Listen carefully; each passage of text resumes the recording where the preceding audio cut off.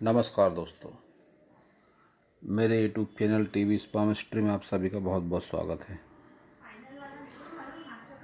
दोस्तों, आज मैं आपको विवाह रेखा के बारे में बताने का प्रयास करूंगा।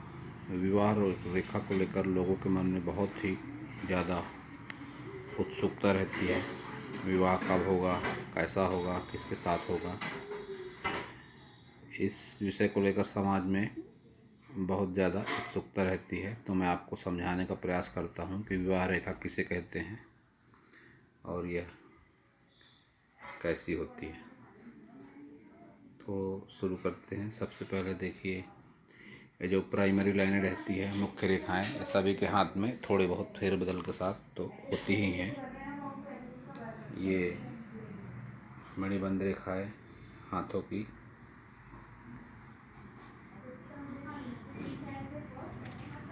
और कुछ इस तरह से होती है हृदय रेखा,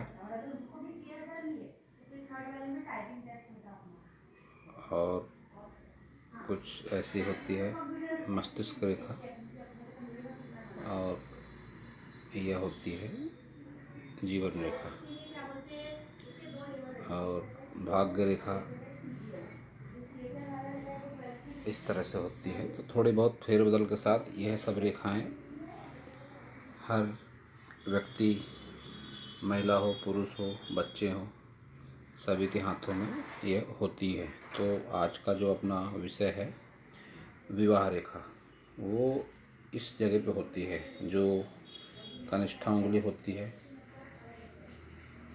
वो जहाँ ख़त्म होती है और जहाँ से हृदय रेखा शुरू होती है, उसके ये जो बीच का भाग है, यहाँ पर होती है विवाह रेखा, जो एक प्रचलित शब्द है। तो इस भाग में वह कहीं भी हो सकती है। एक उम्र के मान से अगर देखा जाए तो विवाह करीब करीब 40 से 45 वर्ष की आयु में हो ही जाता है सबका। तो वो हिसाब से यह रेखा इस भाग में कहीं भी हो सकती है।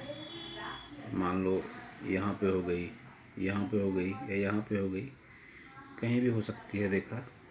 तो इसको इस तरह से देखना चाहिए कि विवाह रेखा जितनी ज़्यादा कनिष्ठा उंगली की तरफ लाइन बढ़ती चली जाएंगी, मान लो जैसे यहाँ पर हो गया विवाह जल्दी, यहाँ हुआ थोड़ा देर से, यहाँ हुआ और देर से, यहाँ हुआ और देर से, तो एक मोटे अनुमान के अनुसार अगर माना जाए किसी की विवाह रेखा मान लो बीच में है, तो विवाह एक जनरली 22-25 वर्ष की आयु में उसका विवाह हो जाता है। और ये लाइन जैसे जैसे ऊपर बढ़ती चली जाएंगी, विवाह में उतनी देरी उम्र के हिसाब से होती है। तो किसी किसी की विवाह रेखाएं 2 भी हो सकती हैं, या कुछ विवाह रेखाएं इस तरह से भी होती है। मैं आपको बताने का प्रयास करता हूँ। विवाह रेखा बहुत सी ऐसी होती है हृदय रेखा पर गिरती हुई। यह विवाह रेखा अच्छी नहीं मानी जाती। यह जीवन साथी से अलगाव का प्रतीक होती है, और कई बार जीवन साथी जिसके हाथ में ऐसी लाइन होती है, उसके जीवन साथी की मृत्यु उससे पहले भी हो जाती है, या अलगाव भी हो सकता है उससे। और यही लाइन अगर कहीं ऊपर मुड़ जाए तो यह अच्छे परिणाम देती है। जीवन साथी से संबंध अच्छे होते हैं और दाम्पत्य जीवन बहुत ही सुखमय रहता है। और कभी कभी ऐसी विवाह रेखा हो जाती है, यह कैसा फोर्क जैसा बना होता है, तो यह भी नुकसानदेह होता है।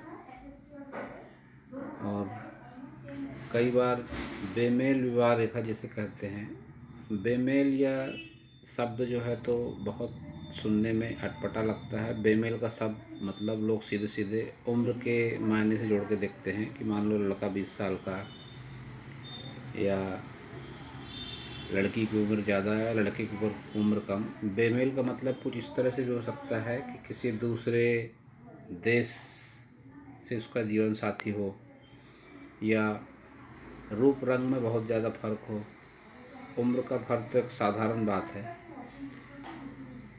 तो बेमेल विवाह रेखा कुछ ऐसी होती है, जब उसका संबंध सूर्य पर्वत से हो जाता है, मतलब विवाह रेखा लंबी हो जाती है काफ़ी, और लंबाई उसकी सूर्य पर्वत तक चली जाती है, बुध पर्वत को पार करके, तो यह बेमेल विवाह रेखा कहलाती है। यह बेमेल किसी भी तरह से हो सकता है, उम्र से, देश परिवेश से, रंग रूप को लेकर, पारिवारिक परिस्थितियों को लेकर, बहुत अमीर लड़का बहुत अमीर लड़की, या बहुत अमीर लड़की बहुत अमीर लड़का, इस तरह से भी हो सकता है।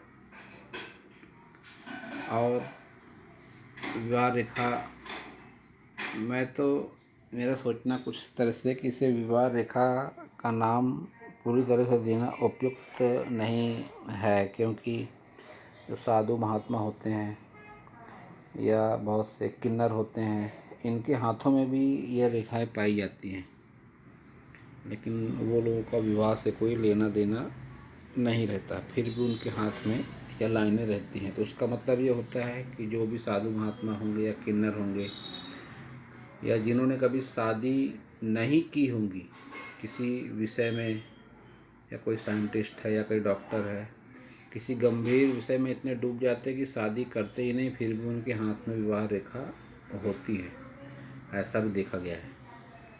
तो उसका मतलब क्या होता है, वो लोग किसी से बहुत ज़्यादा भावनात्मक लगाव में रहते हैं।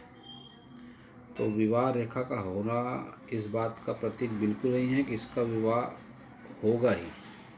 जैसे किसी साधु महात्मा की बात अगर आई, वो लोग अपने किसी गुरु से या किसी शिष्य से इतने ज़्यादा भावनात्मक रूप से जुड़ जाते हैं कि यह विवाह रेखा पर